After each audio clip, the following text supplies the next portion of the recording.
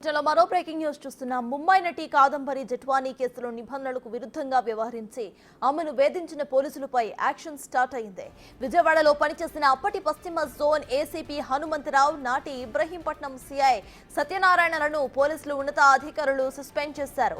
ACP Hanumantharao జట్వానీ case తర్వాత బదిలీలో భాగంగా కాకినాడ డీఎస్పీగా బాధ్యతలు తీసుకున్నారు. అయితే ఆమె పోలీస్ కస్టడీలో ఉన్న సమయంలో మళ్లీ ప్రత్యేకంగా విజయవాడ వచ్చి ఆమె ఇంటరాగేషన్ లో కీలక పాత్రను వహించారు. ఆయన దర్యాప్తు అధికారికంగా ఉన్న సిఐ సత్యనారాయణ కేసు పూర్వపరాలు పరిశీలించకుండానే ఉన్నతాధికారులు చెప్పారంటూ కేసు నమోదు చేసి ఆగమేఘాలపై అరెస్టు చేసినట్టుగా అభియోగాలు ఎదుర్కొంటున్నారు.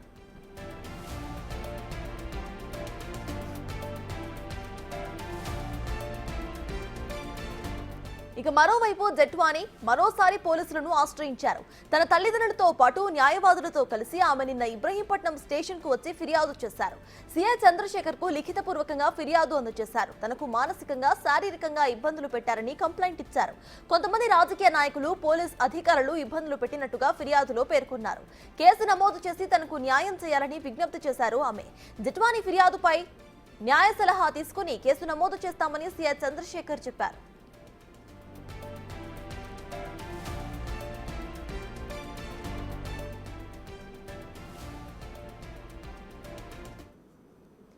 జట్వానీ కేసుకు సంబంధించిన అప్డేట్స్ మా ప్రతినిధి మల్లికార్జున్ లైవ్ లో అందించడానికి సిద్ధంగా ఉన్నారు. మల్లికార్జున్, చెప్పండి, జట్వానీ కేసు అప్డేట్స్ ఏంటి?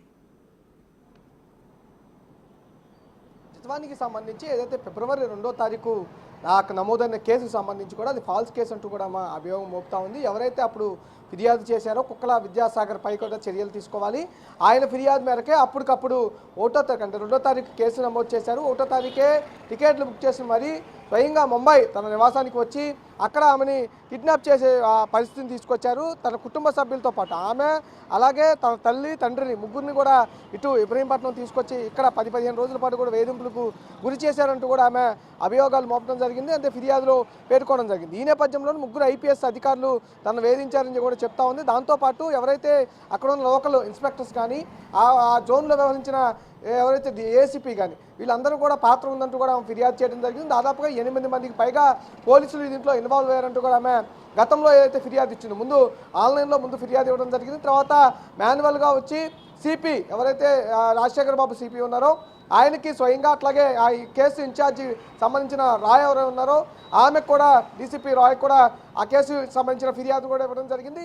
నిన్న సాయంత్రం మరొక ఫిర్యాదు అయితే ఆమె చేయడం జరిగింది. ఎక్కడైతే ఆమె పైన కేసు నమోదు చేశారో ఇబ్రహీంపట్నం పోలీస్ స్టేషన్కి సంబంధించి అక్కడే ఆమె స్వయంగా వెళ్ళి ఇక్కడున్న అధికారులు తనను వేధించారంటూ కూడా మరోసారి ఆ ఫిర్యాదు అయితే ఇవ్వడం జరిగింది. ఈ ఫిర్యాదు పై కూడా ఇప్పటికే వేగవంతంగా పోలీసులు కేసు దర్యాప్తు అయితే చేస్తున్నట్టు జరుగుతున్నారు. ఎందుకంటే ఇప్పటికే వరదలు ఉన్న నేపథ్యంలోనే ఆ కేసు ఫిర్యాదు ఎప్పుడైతే సిపికి అందజేసిందో అప్పటి నుంచి విజయవాడలో దాదాపుగా 12 రోజులు నుంచి కూడా వరదలు అనేవి ఎక్కువగా వచ్చా ఉన్నాయి. దాంట్లోనే విధి నిర్వహణలోనే పోలీసులందరూ ఉంటున్న నేపథ్యంలో కూడా కొంత కేసు అయితే డల్ అవడం జరిగింది. కానీ తర్వాత మొన్న 2 రోజుల క్రితం అసలు స్వయంగా వచ్చి సిపిని కలిసి తన కేసుకు సంబంధించిన డీటెయిల్స్ పై కూడా వివరాలు అడిగి తెలుసుకున్న నేపథ్యంలోనే మరోసారి కేసు వేగవంతం అయితే అవడం జరిగింది. ఈ నేపథ్యంలోనే ఇద్దరు అధికారులకు సంబంధించి అప్పుడు ఇబ్రహీంపట్నానికి సంబంధించిన పోలీసు సంబంధించిన సిఐ ఎవరైతే ఉన్నారో ఇన్స్పెక్టర్ సత్యనారాయణతో పాటు ఏసీపీ హనుమంతరావు జోను పశ్చిమ జోను ఏసీపీ ఎవరైతే ఉన్నారో ఏసీపీ హనుమంతరావును కూడా రాత్రి డీజీపీ సస్పెండ్ చేయడం జరిగింది. కేసును మరింత వేగవంతంగా తీసుకెళ్తాము. ఎవరైతే ఈ పాత్ర కదా ఆమెను వేధించిన కేసులు ఎవరైతే ఉన్నారో